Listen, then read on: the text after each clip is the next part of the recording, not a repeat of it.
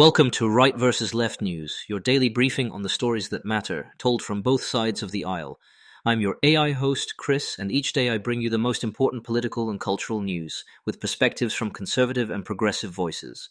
No spin, no agenda, just the facts and the opinions that shape our national conversation. Let's dive in.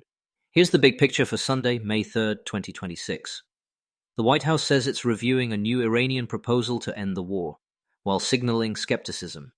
A new poll from the Washington Post, ABC, and Ipsos finds President Trump's disapproval at a new high, with potential midterm implications. In the Indo-Pacific, US and Philippine forces have positioned an anti-ship missile system in the Batanes Islands near Taiwan. Back home, Berkshire Hathaway posted a solid profit jump as new CEO Greg Abel hosted his first annual meeting, and Taiwan's president began a trip to Eswatini, drawing sharp rhetoric from Beijing. Let's break down what happened and how the right and the left are framing it. Before we jump into today's stories, a quick word from our sponsors. This episode is brought to you by Family GPT, the AI chat platform actually designed for kids. If your children are curious about ChatGPT but you're worried about what they might see, Family GPT gives you full parental controls, content filtering, and the ability to align responses with your family's values. Whether Christian, Muslim, Jewish, secular, and many more, monitor every conversation, set usage limits, and let your kids explore AI safely. No ads, no data selling, complete privacy. Sign up free at Family GPT Chat. Thanks to our sponsors for supporting Right vs. Left News. Now let's get to the headlines. President Trump said Saturday he's reviewing a 14-point proposal from Iran, reportedly relayed via Pakistan, to reopen the Strait of Hormuz and map out next steps. He also made it clear he doubts it goes far enough. Reports indicate Tehran's plan would reopen the strait before any nuclear talks. The administration says it prefers a non-military path, but it's ready to restart strikes if needed. As he boarded Air Force One, Trump sounded publicly skeptical. How are people framing it? On the right, the focus is on holding the line, warning against any deal that fails to meaningfully degrade Iran's capabilities. Commentators describe the Hormuz choke point as Tehran's leverage and argue the US should be ready to ramp up pressure if talks stall. On the left, the emphasis is on legal and strategic guardrails. Critics question the claim that hostilities have already ended for war powers' purposes and press for clear objectives, congressional authorization, and a defined endgame. Otherwise, reopening the strait could be a pause rather than peace.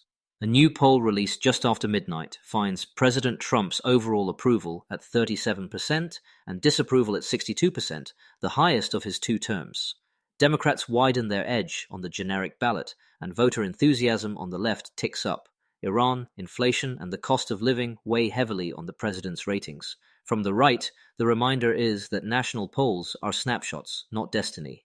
They point to trend lines showing approval stabilizing in the low 40s among Republicans, and say midterms hinge on turnout, district maps, and issues like immigration and crime, areas they believe still favor the GOP. From the left, the read is that war-related uncertainty and price pressures are eroding support beyond the base. Economic marks are sliding, and more independents view the administration as too aggressive abroad and ineffective on affordability at home, potentially widening the battlefield for House and Senate control. In the Philippines, US and Philippine forces deployed a Navy Marine Expeditionary Ship Interdiction System, an anti-ship missile launcher, in the Batanes Islands, north of Luzon for exercises. That position puts key sea lanes near Taiwan within range. Officials cast it as a defensive training time placement tied to annual drills. Right-leaning voices call it overdue deterrence that raises the costs of Beijing's grey zone coercion. Expanded Allied interdiction capabilities, they argue, can counter PLA naval moves. Left-leaning critics warn these deployments risk a tit-for-tat spiral, especially amid heightened regional tensions and energy shocks linked to the wider war.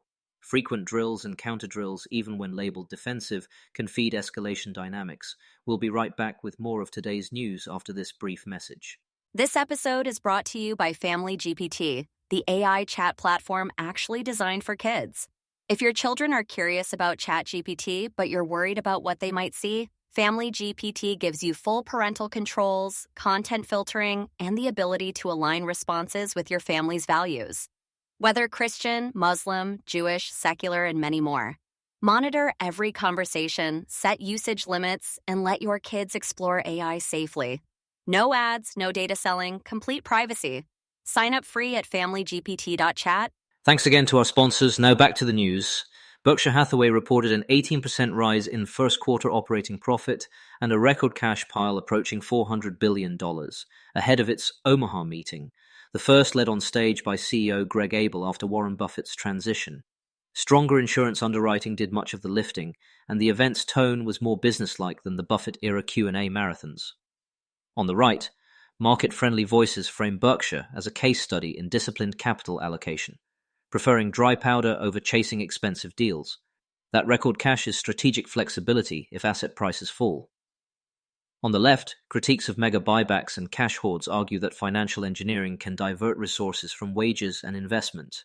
Insider selling around buybacks and the scale of repurchases raise questions about whose interests are served, shareholders or the broader economy. Taiwan's President Lai Ching-te began a visit to Eswatini, the island's sole African diplomatic ally, after a previous swing ran into overflight snags. Before departure and on arrival, he insisted Taiwan has a right to engage the world. Chinese state-linked outlets answered with insults and warnings. Beijing even labeled Lai a rat, underscoring the fraught cross-strait climate. On the right, China watchers see Lai's outreach as necessary statecraft. They argue the United States and partners should expand diplomatic, economic, and security ties with Taipei to blunt Beijing's pressure, deterrence through networked alliances. On the left, analysts warn that high-profile symbolism can invite retaliation. They urge calibrated diplomacy to avoid provocations that could spiral into blockades or worse, especially while the region absorbs economic shocks tied to the Iran conflict.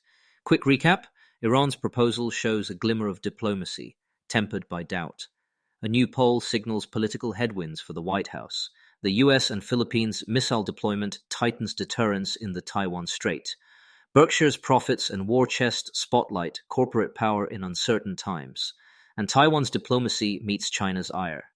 We'll be watching how each of these stories evolves over the next 24 hours. That's it for today's episode of Right versus Left News. Remember, understanding both sides isn't about picking a team. It's about being informed. Subscribe wherever you get your podcasts and join us tomorrow for another balanced look at the day's biggest stories. Until next time, stay curious and stay informed.